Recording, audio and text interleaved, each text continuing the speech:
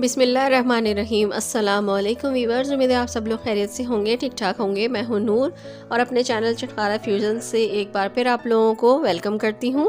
आज मेरे किचन में बन रहे हैं चोको चिप बिस्किट्स, जो कि बहुत ही मज़ेदार और बच्चों के फेवरेट होते हैं। हम इसको दोनों तरीके से बनाएंगे, यानी कि अवन में भी और फिर विदाउट अवन भी।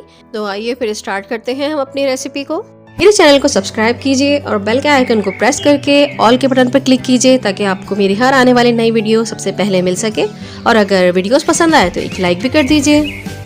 चोको चिप बिस्किट बनाने के लिए मैं यहाँ पे 100 ग्राम के करीब मक्खन ले रही हूँ, जो कि तकरीबन आधा कप के करीब बनेगा। इसको मैं मेल्ट कर लूँगी। ये रूम टेम्परेचर पे रखा हुआ मक्खन है और इसमें मैं हाफ कप के करीब ब्राउन शुगर ऐड कर दूंगी। अगर आपके पास ब्राउन शुगर ना हो तो आप नॉर्मल शुगर भी यूज़ कर सकते हैं, या फिर आप एक काम और कर सकते हैं कि आप गुड़ को बारीक पीस कर वो भी इसमें इस्तेमाल कर सकते हैं। और बटर आप कोई सा भी ले सकते हैं, सॉल्टेड और अनसॉल्टेड, जो भी आपके पास अवेलेबल है आप वो ले सकते हैं। अब इन दोनों चीज़ों को हम आपस में अच्छी तरीके से मिक्स कर लेंगे। मिक्स करने के बाद मैं अब यहाँ पे एक स्मॉल एग पूरा का पूरा शामिल कर दूंगी इसमें। अब हम इन तीनों चीज़ों को अच्छी तरीके से बीट करेंगे। विस्कर की मदद से ही मैं इसको विस्क करती रहूँगी। अगर आपके पास हैंड ब्लेंडर है या फिर बीटर है तो आप उसकी मदद से भी ये काम कर सकते हैं, जब तक कि हमारी ब्राउन शुगर मेल्ट नहीं हो जाती, मिक्स नहीं हो जाती। इस तरह से हम इसको बीट करते रहेंगे। अब मैं इसमें ऑल पर्पस फ्लोर शामिल कर दूंगी। ऑल पर्पस फ्लोर तकरीबन मैंने लिया है 1 कप प्लस 3/4 कप।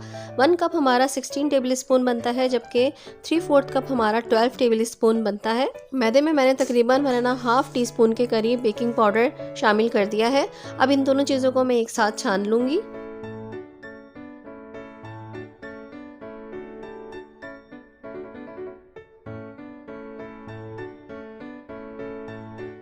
तमाम मैदा छानने के बाद मैं यहाँ पे तकरीबन 1 चुटकी करीब नमक शामिल कर दूंगी। नमक शामिल करने से इसका टेस्ट और इन्हेंस हो जाएगा।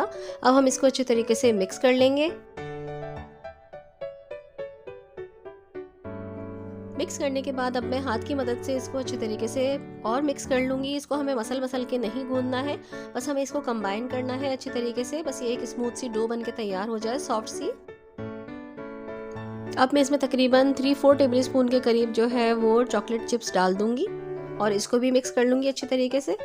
ये देखिए कुकीज़ का डो हमारा अच्छे तरीके से तैयार हो चुका है, गुंद चुका है। अब मैं एक किलिंग रैप से इसको रैप कर दूंगी और तकरीबन 10 मिनट के लिए मैं इसको रख दूंगी फ्रीज़र में। ये देखिए व्यूअर्स, 10 मिनट हो चुके हैं। 10 मिनट के बाद मैंने ये निकाल लिया है। ये देखिए हमारी डो कुकीज़ बनाने के लिए बिल्कुल रेडी हो चुकी है। यहाँ पे मैंने एक ढक्कन में इसको हल्का सा ऑयल लगा के ग्रीस कर लिया है। अब हम थोड़ा थोड़ा पोर्शन लेकर कुकीज़ बनाना शुरू करेंगे।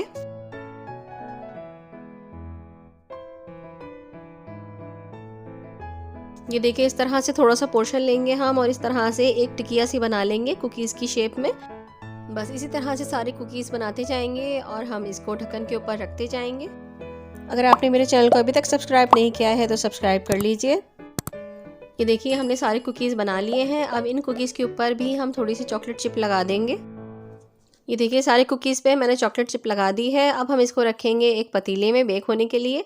अब ये देखें एक बड़ा पतीला लिया है और उसके अंदर मैंने एक छोटी देगची रख दी है। अब इसके ऊपर मैं इस ढकने को रख दूँगी। कुकीज़ को प्लेस करने के बाद हम इसको कवर कर देंगे। तकरीबन 1 मिनट के लिए मैं मीडियम हाई फ्लेम पर रखूँगी और फिर फ्लेम को धीमा कर दूँगी और फिर हम 20 से 25 मिनट के तक इंतज़ार करेंगे, जब तक के लिए हमारे कुकीज़ बिल्कुल रेडी हो जाएंगे। अब ये एक ट्रे मैंने और तैयार कर ली है कुकीज़ की। ये थोड़े साइज़ में मैंने बड़े रखे हैं। अब मैं ये अवन में रखूँगी। अवन पे मैं 5 मिनट के लिए तकरीबन 280 डिग्रीज़ पर रखूँगी और फिर इसको मैं कम करके 150 डिग्री पर कर दूँगी। 20 से 25 मिनट में ये भी बन के तैयार हो जाएंगे। ये देखिए व्यूअर्स, 25 मिनट के बाद मैंने ये देगची वाले निकाल लिए हैं, जो कि विदाउट अवन हमने बनाए थे। ये बिल्कुल रेडी हो चुके हैं।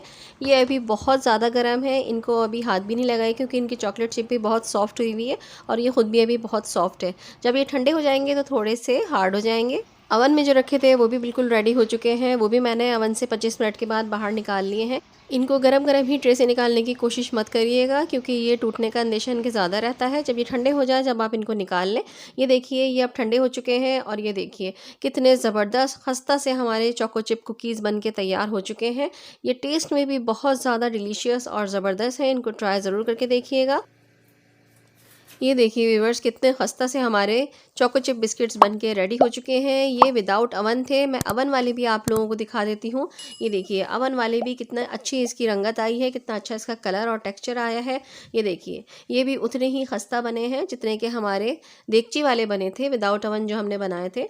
दोनों ही तरीक़ों से मैंने आपको बताया है ये बिस्किट बनाना। अगर आप अवन में बनाना चाहें तो अवन में बना लीजिए, और अगर आप देगची में बनाना चाहते हैं विदाउट अवन तो आप विदाउट अवन भी बना सकते हैं। उम्मीद है कि आपको मेरी रेसिपी ज़रूर पसंद आएगी। अगर रेसिपी पसंद आई है तो लाइक ज़रूर कर दीजिएगा और अपने फ्रेंड्स एंड फैमिली में शेयर भी कर दीजिएगा। इसके अलावा अगर आप मेरे चैनल पर नए हैं तो मेरे चैनल को सब्सक्राइब कर लीजिए और बेल का आइकन प्रेस कर दीजिए ताकि हर आने वाली नई वीडियो आपको नोटिफिकेशन की सूरत में मिल सके। इसके अलावा आप मुझे फेसबुक पेज और इंस्टाग्राम पर भी फॉलो कर सकते हैं। लिंक मैं आपको डिस्क्रिप्शन में दे देती हूँ। आप डायरेक्ट लिंक से जाकर मेरे पेज पर पहुँच जाएंगे। इंशाल्लाह ताला फिर आऊँगी नई और अच्छी सी रेसिपी लेकर। जब तक के लिए नूर को इजाज़त दीजिएगा। अल्लाह हाफिज़, अल्लाह निगहबान।